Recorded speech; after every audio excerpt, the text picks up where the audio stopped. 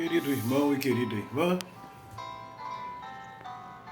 celebramos o 23º domingo do tempo comum e a palavra de Deus ela vem nos orientar como ser igreja. Então, durante 2 domingos, Jesus nos convidou, falou que queria que Pedro fosse uma rocha escavada, ou seja, que ele com o grupo de seus apóstolos formassem uma igreja acolhedora, que cuidasse, que protegesse, que guardasse, que oferecesse o mínimo, o necessário para a vivência das pessoas. Não uma pedra de tropeço, é uma pedra que pode ser chutada por qualquer um.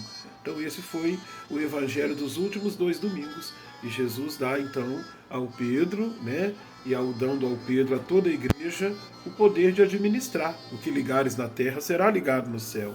O que desligares na terra será desligado no céu.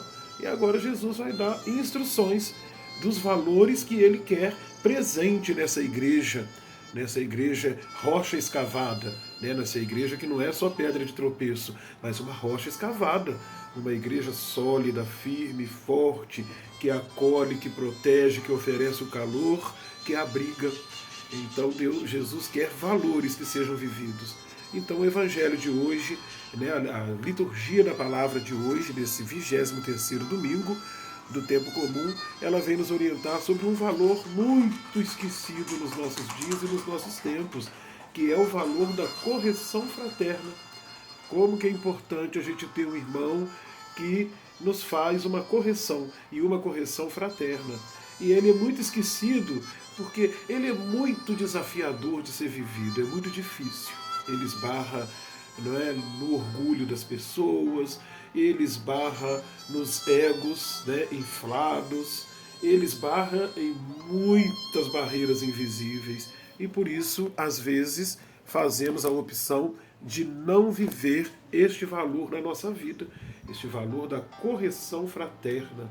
Como que é importante. Nós não somos donos da verdade, nós precisamos de orientação e às vezes a gente está vivendo um momento tão perdido nas nossas falsas verdades, que a gente acha que está sendo verdadeiro em tudo. Então é preciso que venha alguém e nos dê aquele saculejão, que nos mostre.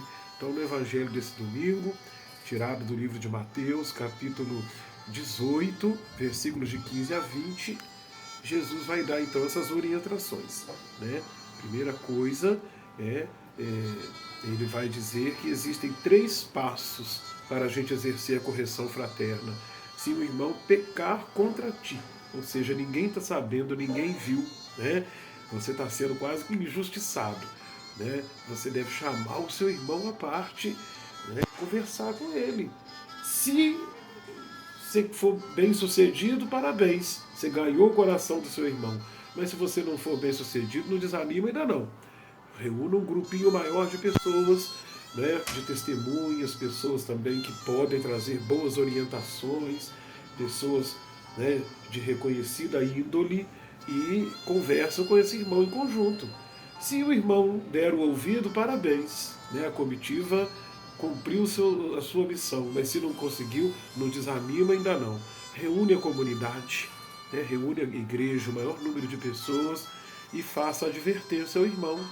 Se o irmão ouvir, parabéns. Se não ouvir, aí ele deve ser punido, deve ser castigado, que seja tratado como um pagão ou um pecador público. E a gente sabe muito bem que não é para ser rechaçado e nem para apanhar, porque Jesus sempre acolheu muito bem os pagãos, Jesus sempre acolheu muito bem os pecadores públicos e deu a eles a oportunidade de que eles crescessem.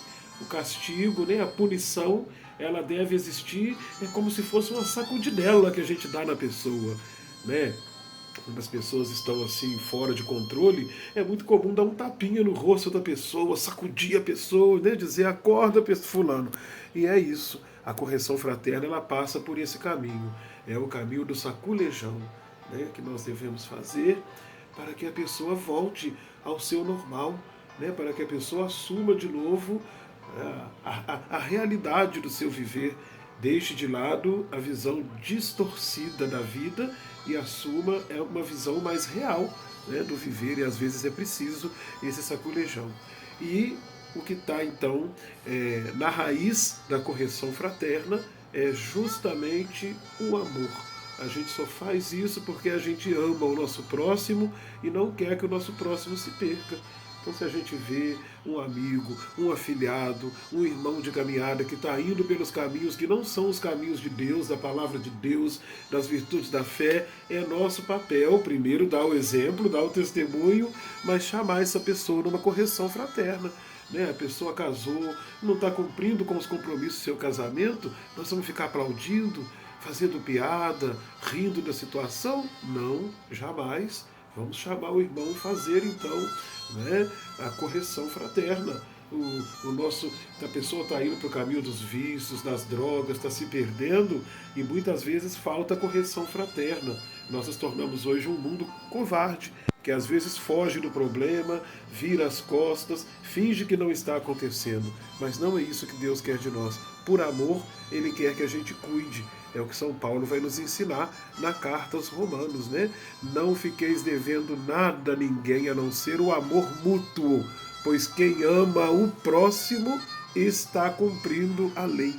Que bonito, Então, a gente tem que ajudar as pessoas a viver os mandamentos de Deus, Não cometerás adultério, não matarás, não roubarás, não cobiçarás. E qualquer outro mandamento, ele se resume em amarás o teu próximo como a ti mesmo. E São Paulo vai terminar na segunda leitura dizendo: o amor não faz mal nenhum contra o próximo.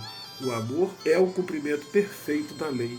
Então vamos abraçar esta causa, por amor, nos tornarmos corretores fraternos, corretores de nós mesmos e dos outros. E essa é a nossa missão, segundo a primeira leitura que nós vamos ouvir de Ezequiel, a de sermos os sentinelas. Sentinela é aquele que é colocado no ponto mais alto, ele enxerga melhor do que todo mundo, ele tem a visão, ele tem a noção, ele percebe o perigo antes de acontecer. Então que nós sejamos os sentinelas na vida do nosso irmão, orientando e não guardando para nós. E na primeira leitura a gente aprende que se a gente viu, enxergou e não falou, a gente vai ter culpa na queda do nosso irmão. Então vamos pedir a Deus a graça de ter um coração aberto, para a gente ser capaz de ouvir a correção fraterna do irmão e enfrentar o nosso orgulho e deixá-lo cair por terra e crescer. Por isso o Salmo 94 vai dizer: não fecheis o coração, ouvi hoje a voz de Deus. Que nosso Senhor Jesus Cristo esteja sempre do seu lado para te defender, dentro de ti